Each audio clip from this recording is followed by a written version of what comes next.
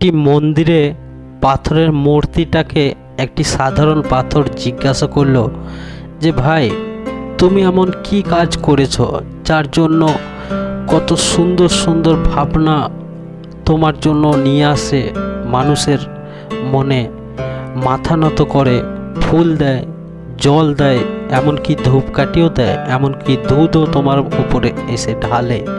কি এমন কাজ করেছো? আমিও তো একটা পাথর, দেখো আমাকে মারিয়ে মারিয়ে পায়ে করে পিষ্ট করে দিয়েছে, তো তুমি কি এমন কাজ করেছো? মন্দিরের মূর্তির পাথরটি সাধারণ পাথরটির উদ্দেশ্যে বলে যে দেখো ভাই,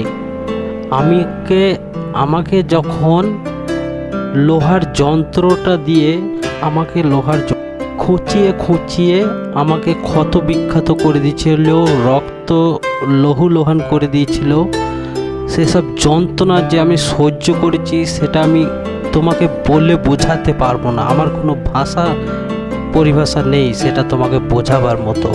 এগুলো সহ্য করার ফলে আজকে আমি এমন দিন দেখছি যে আমাকে জল দিচ্ছে, প্রণাম করছে, মাথা নত করছে, ফুল দিচ্ছে, এমনকি দুধও আমার উপরে এসে ঢালে, যার জন্য আমি পাথরের মূর্তি হয়েও ভগবান রূপে পূজিত হচ্ছি, আর তুমি সাধারণ পাথরের জীবনযাপন করছো।